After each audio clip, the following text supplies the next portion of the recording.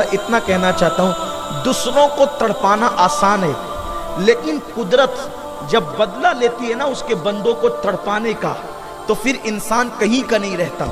کسی کو پریشان کرنا بہت اچھا لگتا ہے۔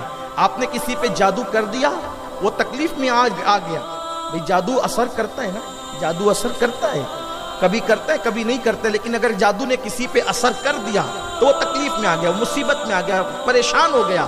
اب آپ خوش ہو رہے ہیں کہ چلو اس کی بیٹی کو رشتے نہیں آ رہے ہیں۔ پہلی بات تو یہ کہ اللہ اگر چاہے کہ جادو بے اثر ہو جائے تو پھر جادو اثر نہیں کرتا، اس سے کچھ نہیں بگڑتا۔ لیکن کبھی کبھی تقدیر میں اگر لکھا ہوا ہو کہ جادو کے ذریعے سے یہ مصیبت میں پریشان ہو جائے، تو کبھی کبھی حضور علیہ السلام پہ خود ایک یہودن نے جادو کیا تھا، تو اس کے آثار اللہ کے رسول صلی اللہ علیہ وسلم کے وجود ناس پر جو ہے وہ ظاہر ہونے لگے تھے۔ پھر اللہ تعالیٰ نے سورہ فلق اور سورہ ناس کو نازل فرمایا، حضور علیہ السلام نے اس کی تلاوت کی، تو آقا کریم صلی اللہ علیہ وسلم کی تلاوت کی برکت سے وہ جادو کا اثر ختم ہوا۔ یہاں تک ہمارے بزرگوں نے لکھا ہے حضور کی جو زلفیں تھی اس میں گانٹھ دی تھی، گانٹھ دے کر کے جو ہے وہ جادو کیا تھا۔ اسی لیے عورتوں سے میں میری اپنی ماؤں اور بہنوں سے کہتا ہوں کہ جب تمہارے بالوں کی تم کنگھی کیا کرو، اور آپ سے بھی کہتا ہوں اگر تمہارے بال نکلا کریں تو اس کو توڑ دیا کرو۔ صوفیاء کرام فرماتے ہیں کہ اگر بالوں کو توڑ دو گے تو پھر ان بالوں پر کوئی جادو نہیں کر سکے گا، تو اس لیے اگر بال نکلے تو اس کو توڑ دینا چاہیے۔ اور خواتین کیا کرتی ہیں، وہ اپنے بالوں کو جمع کر کر کے رکھتی ہیں، یا پھر وہ کیا کرتی ہیں کہ وہ بالوں کو یوں ہی پھینک دیتی ہے، تو کوئی اٹھا لیتا ہے اور اس پر جادو کر دیتا ہے۔ تو اس لیے یہ کیا کرے کہ وہ بال نکلے تو اس کو دفن کر دیا کرے، تاکہ اس کو کوئی اٹھا کر کے اس کا غلط استعمال نہ کر سکے۔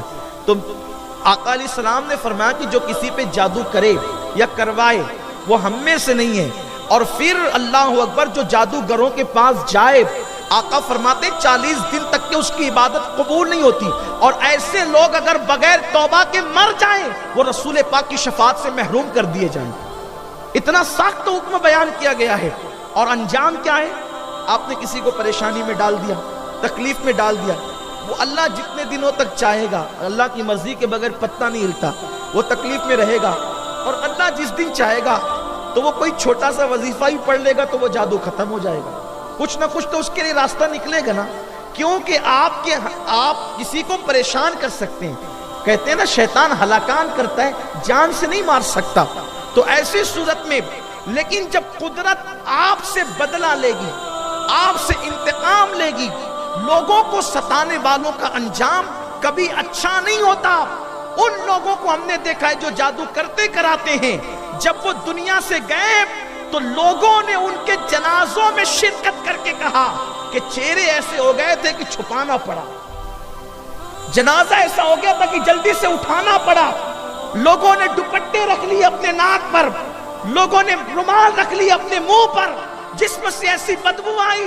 مسلمانوں یاد رکھو، جادو کر کے کسی کو مت ستاؤ، کسی کو تکلیف مت پہنچاؤ۔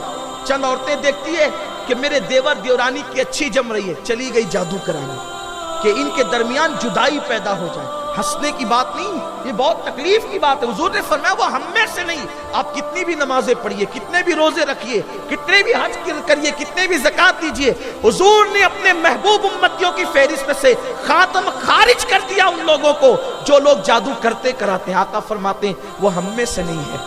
اللہ اکبر۔ بلکہ یہاں تک بزرگوں نے فرمایا جادو کرنے والوں کا انجام یہ ہے کہ قبر میں اللہ تبارک و تعالی ان کے چہرے بدل دیتا ہے۔